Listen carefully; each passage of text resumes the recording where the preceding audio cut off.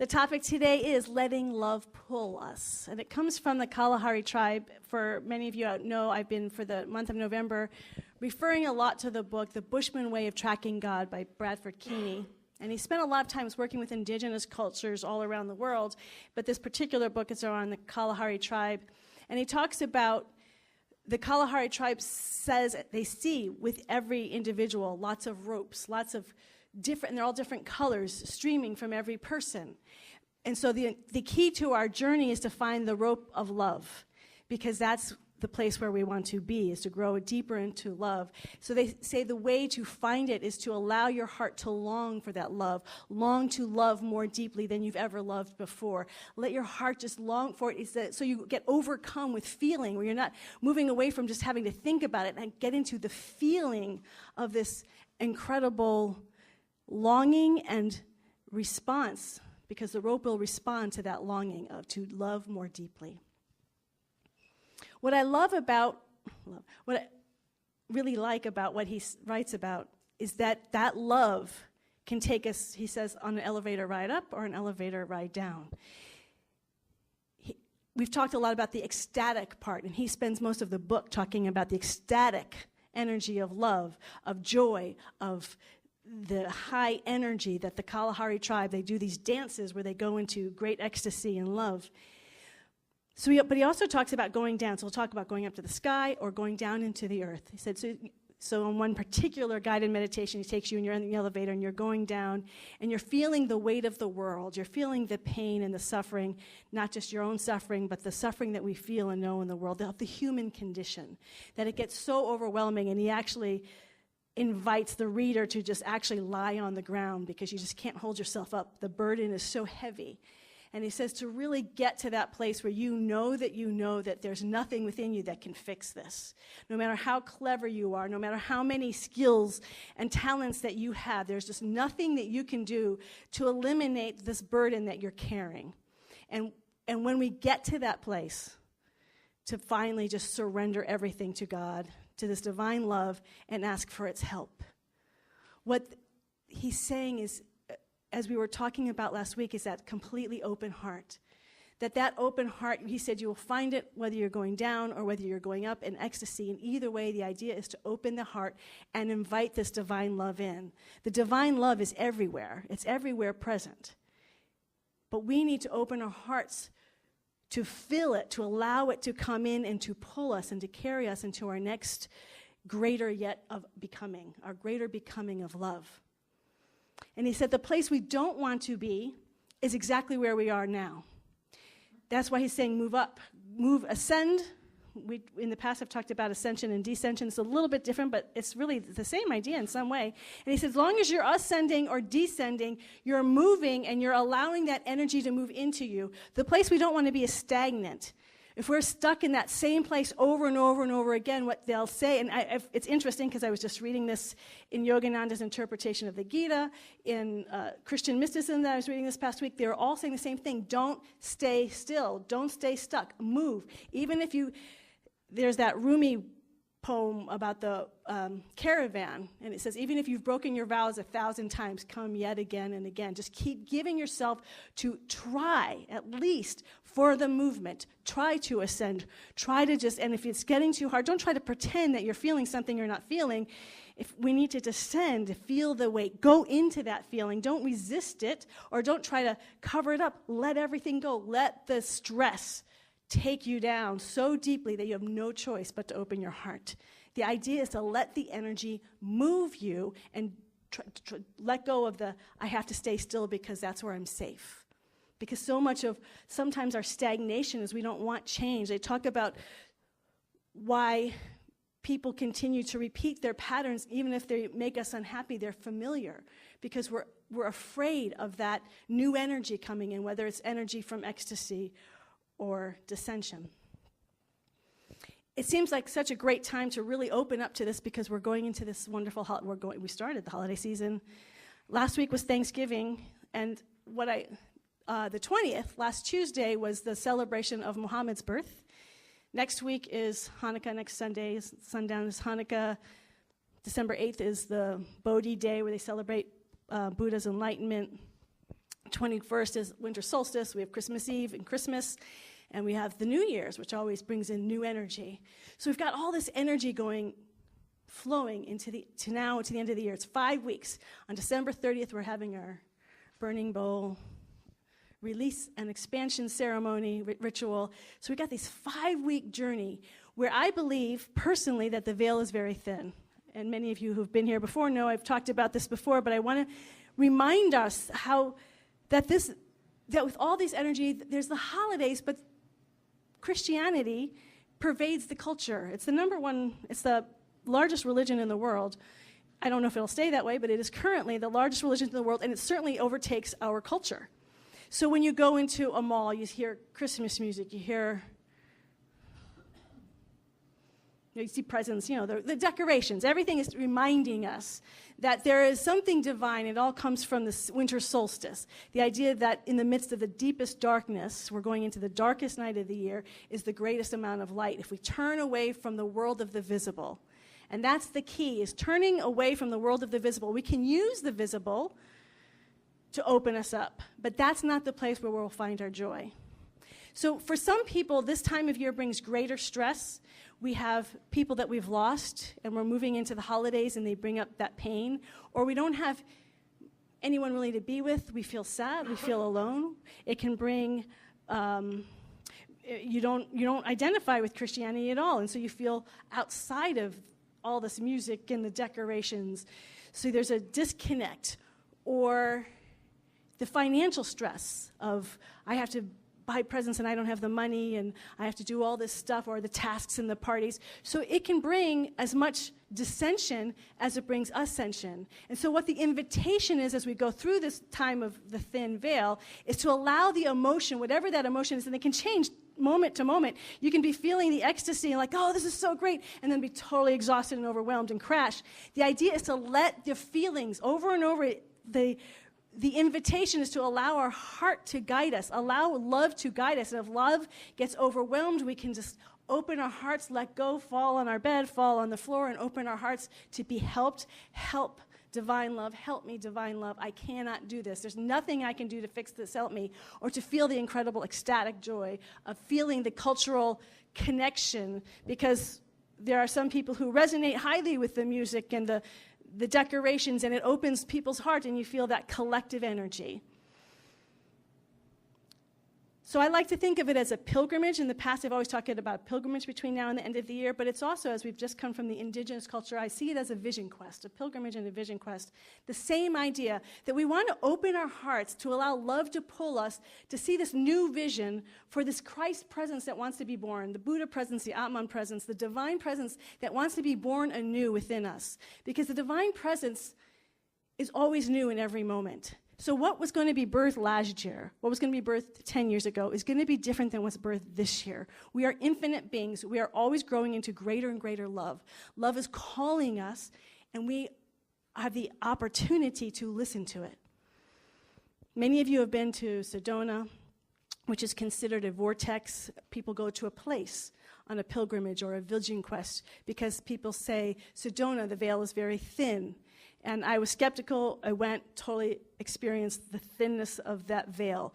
What that means is, for me, the material world doesn't get so solid. Things start moving around. Visions start happening a lot easier. Things shape shift a lot more.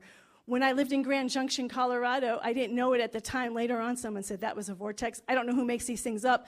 I don't know if it's right or wrong. I just know when I was there, I experienced it. I would go on this rock, and I would meditate, and so for years after that, whenever I went to visioning, I would be back on that rock, and I would go into the rock, and inside the rock formation would be all my teachers, and that's where I would center my visioning with. And just as I've been reading about the Kalahari tribe, they talk about going into the earth. I'm like, oh, that's what would happen when I was in Grand Junction. And years afterwards, I would just keep going down into the earth to find the vision.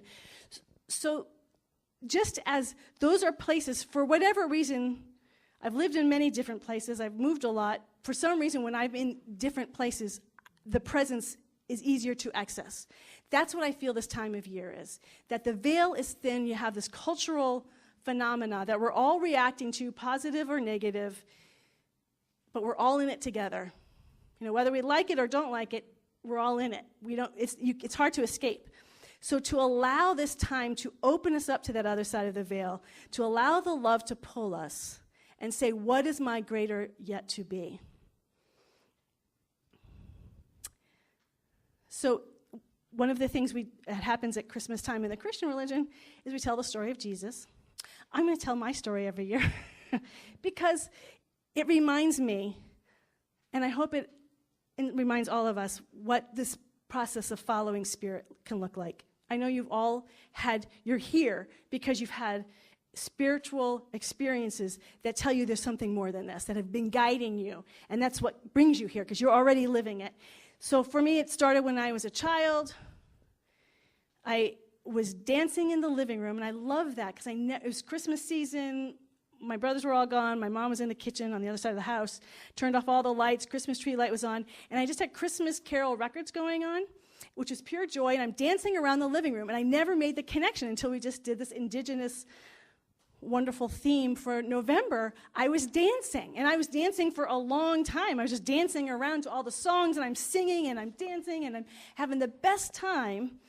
And then Away in the Manger comes in, and I just imagine, because I'm dancing, I'm having fun, I picture baby Jesus there, and I'm just loving baby Jesus. And for some reason in my mind, I just stopped because I start thinking of my three brothers. Again, first time I made the connection. The three kings. Hello, I had the three kings. And that's what they felt like in my life. I was the youngest. They were big. They were big energy. They were confident. They were assertive. They were like kings. And I felt like the Little Drummer Boy. When I watched The Little Drummer Boy as a child, that animated 60s program, it really impacted me because the Little Drummer Boy wasn't a king. The Little Drummer Boy didn't have money and all these gifts to give. And he felt like he of himself wasn't enough. So he played the drums. And I remember, so I'm sitting there, or I'm standing, I had been dancing, and I suddenly just stopped, imagining, first feeling really sad, just really sad that I wasn't like my brothers, because I loved them so much. I adored them, and I would love to have been like them. I just wasn't. And my parents, Mary and Joseph, I got the whole story going. I didn't even realize it. And I'm just like I'm a nobody. And I felt the fullness, the dissension, the full weight of that nobodiness. But as a child, I was also able to take in the story, but Jesus still loves me. And I remember saying, talking to this imaginary space, but you still love me just as I am. And I felt it. And this place that's just in my imagination, but all my feeling, again, letting our heart completely go. This isn't about rational mind. The rational mind can't go into the full imagination. Giving our entire heart, I felt it, and the space where I was imagining became this incredible light. And it continued to grow and to grow and to grow. And because I was a child, they talk a lot about fearing this presence. I felt zero fear. I felt nothing but love and awe. One of the wonderful stages of spirituality is awe and wonder. And as it came and grew and it grew and it came to me and became me, and I was immersed in this love. Not only was I immersed in this love, everything that I could see was immersed in love. Our home, I was aware of my mom in the kitchen, and it covered her. There was nothing that was outside of this love. And I remember being in the midst of it. And it's strange to have both human cognitive awareness and then at the same time you're in a whole other dimension. But it's fully present, this divine love. And I remember being shocked at how small my human love was. That I thought my family was everything. I adored them. I worshiped them. They were the best, like we might, in the old days, people might have felt towards kings or queens. And I was so shocked at how small that love was. Like my human love was nothing. No matter how much I loved, it was nothing compared to divine love. This divine love just overwhelmed anything that I ever humanly knew. And in that moment, it changed my life forever. So when it was over, I knew in a moment I wasn't going to share it with anyone. I didn't even think about it that much. I just knew it was real. And for 20 years, I never mentioned it to anybody. But it changed me because I knew that I had a really nice life. I had an upper middle class life. We lived in a big house. I had a great family. I was cared for. There was nothing out for what I was wanting, and I knew none of that came even close to this divine love. That's why people say mystics live odd lives. They live peculiar lives. But when we start to recognize how profound this divine spiritual love is, that the gifts of this world are nothing compared to it. It's not even tempting. So that was very confusing to me, though, because I didn't know how to have more of that. It was the best experience, and at the same time, it was a torturous experience because I couldn't figure out how to have more. I remember, so my church was very practical. There wasn't much going on there in terms of spirituality. I always laugh. I was in one of my journals, I'm talking with my girlfriend about boys and sex and what should we do. And we're about to meet in our youth church teen group. And so it looks like that might be the discussion in the teen group. But the guy comes in and says, okay, we're going to talk about Russia's invasion of Afghanistan. And I'm like, oh yeah, that's the church I was raised in. Very practical. Let's talk about world events. It's great, but it had nothing to do with my heart. At the time, I didn't see the connection between Russia's invasion of Afghanistan and my spiritual heart. It takes growth to see that. So I didn't see that, but then I went to other churches because I just thought somewhere I've got to find, I wanted more. And they were doing Bible study, and I would listen to, they would read the Gospels. I'm like, no, I would listen to Jesus' words. I'm like, that's not the Jesus. I know he's so much more loving. It's not like you have to do this or do that and all these rules to follow. That love just is. We're all completely loved just as we are right now. We don't have to jump through all these hoops. It's right now, and it wasn't even coming close to what I wanted. So I just basically gave up because I didn't think there was anything, I wasn't getting any feedback on how to open up to this love that I longed for. By college, I started studying Eastern religions, and that's really where I became interested in Buddhism. Zen Buddhism was the first thing that really started giving me direct contact. It was opening me up to other possibilities. And then that led on further to New Thought. I'm in the treatment and meditation class, which many of you have taken. Some of you are going to be taking in January. And that is, I had experience, that was just a class that, and it was in this time of year, by the way, where I had experience of Jesus, and then I had Yogananda and Shinryu Suzuki tell me to be a minister, which was really confusing. So this is where I want, there's a reason why I'm saying all this. Because I love Jesus. I'm trying to open to this Christ love, and it happened through this beautiful Christian Christ moment. I also, for those of you who don't know, went to a Jewish Montessori, learned Hebrew, and so I love that. But now I'm being asked to, Yogananda and Shinryu Suzuki are asking me to be a minister, and I'm like, well, where do I fit? Where is my path? Because this doesn't make any sense to me, and how can I do Hinduism and Buddhism and Christianity and Judaism? It just doesn't make any sense to me. And so I had to keep following it, and it's been a journey. I love Centers for Spiritual Living, but there are people who say Centers for Spiritual Living, religious science, Ernest Holmes is the thing that really gets them excited. I really like Ernest Holmes, but he's not like the thing. I didn't have the thing, and I long to have the thing because sometimes it's easier to belong. It's easier to say, here, this is my home, this is my path, I have a group of people that are on the same path that I am, and I feel safer and happier. But when love pulls us, and this is what Bradford Keeney was saying in his book, it's pulling us beyond words, it's pulling us beyond theology. It's asking us to have direct contact with Spirit, and it's going to lead us to the unknown. There's just no way to open our heart to the spiritual presence and be led in a way that anyone else is led. He's led in a completely different way. He had his mystical experience, and that led him to being with indigenous tribes and opening up, and he compares it to the Pentecostal churches in New Orleans. I mean, there's no limit to where when we start opening to this love, we start to feel at home everywhere. And that became the gift, is how to find our home, and at the same time, that's why I love these communities. We can be completely individual and find our own path, to find our own way, because there is no path. There's no given. There's no here's your path. When we start following Spirit, we're moving beyond words. We're moving beyond theology. When Jesus said, worship me in spirit, he did not say, that was the one thing I clicked onto. So we click onto what we like. Worship me in spirit. He didn't say worship me in the Gospels that will be written in a few hundred years, or the words that I've said. Worship me in spirit. In fact, Luke says in his Gospel that Jesus opened his ministry with, the Spirit of God is upon me. The Spirit of the Lord is upon me. The Spirit cannot be contained by form, theology. Those things can serve us to get to the point. They're launching pads to get us beyond that.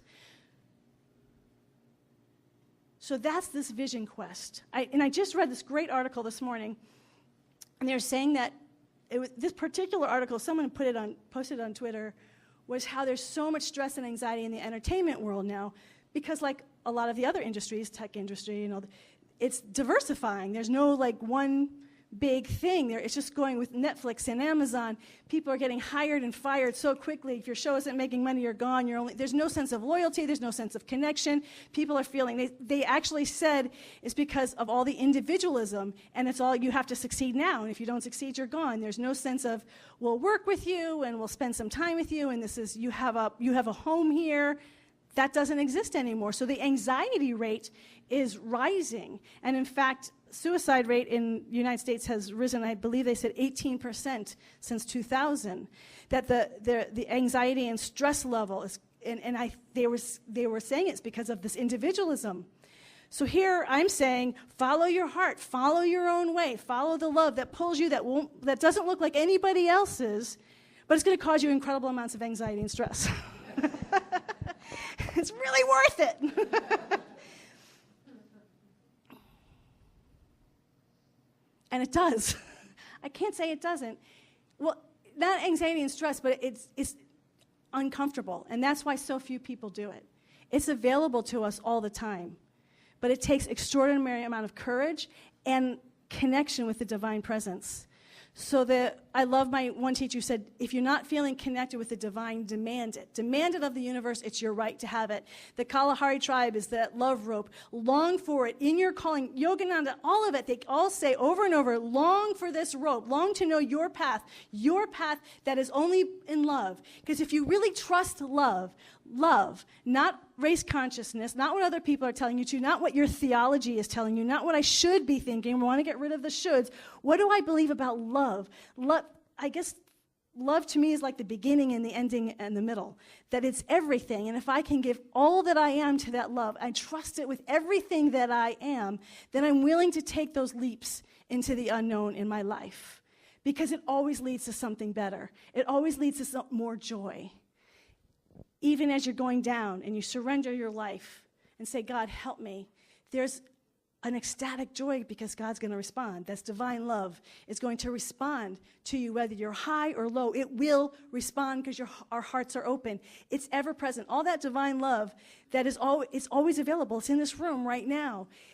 Are we that surrendered and available and soft and willing to allow that love to take us over, to allow us to guide us? And so this is the invitation for this wonderful next 5 weeks, is to really, really know that beyond theology, beyond all the words, beyond everything, there is this incredible, powerful, energetic spirit that is waiting and longing for us to respond to it as we are longing for it. It longs for us as much as we long for it. It's wanting us to call it forth. It's wanting us to give our entire being, to not be in control. It's also said in that article, people felt less fear the more control they were in. But that's also when we're not going to let the love in. So we're going to have to let go a little bit of that control, a little bit of knowing what's happening next, what's going to happen next week or the next week, and to open to what is that vision. Love has a vision for each and every one of us. It's always had a vision. We all may have been following it. This time of year is a wonderful time as we're moving into the new year of 2019, 219, 12. 12 is the fulfillment on every level and dimension of being. High expectations for 2019. To really feel into what is the vision this year? What is this love? Not anyone's vision, not race-conscious vision, not what's my past precedent. There is no past precedent in spirit. It's not what you had when you were a child. It wasn't what you had last year. This year, this moment, this time, in this space, the infinite love intelligence of the universe has a vision for all of us. Individually, what is it? It's calling you. So as we move through together, and the collective, we have the collective. That's what I love about these communities. We can be the individual, but we're not alone. We have each other. We have this collective supporting us. We have an incredible prayer ministry. We have practitioners available. We just have beautiful friends in our home groups and classes. We just coming here on Sunday, we have music supporting us. We have prayer supporting us to support us as we move through and catch what that vision is. So are you willing to go on this wonderful vision quest individually and collectively, and to support one another in this vision quest, to find how love is uniquely pulling you? Love is calling you to love more deeply than you've ever loved before, and to move into that, into your vision for 2019. So what we've been doing all month, just for this month of November, we've been praying a little bit differently. The first 2 weeks, for those of you who weren't here, I had everyone standing up, and we were simultaneously praying together. In fact, the second we had drumming and dancing, we went from that right into the prayer. Last week, we did it a little quieter. We stayed seated, and we just prayed with soft hearts to soften our hearts, to allow that presence in, to maybe be willing to laugh at ourselves a little bit. This week, I'm going to invite us all to pray, not meditate, but to pray silently. So this is communion between you and the divine love presence within you. Whatever words that speak to your heart, the idea is to pray from your heart. There's no right, there's no wrong. It's to feel to the depths of your heart, calling on this love intelligence to reveal over these next 5 weeks this extraordinary vision. Nobody here has a mediocre vision. It's extraordinary to call on this vision to be revealed for you over these next 5 weeks. And then we'll go into total silence. You'll be praying in your own heart and soul. And when I move in to the gratitude, I'll start praying out loud, and you're welcome to join me in praying out loud, or you can continue praying by yourself, okay? We all together with that? So let's make yourself comfortable in a place that you just feel relaxed and your heart is fully accessible. Sometimes placing our hand over our heart, our biological heart's on the left, but they say the chakra heart's on the right. I don't think it matters much. Just to open up this wonderful energy, this heart energy, and let's begin praying.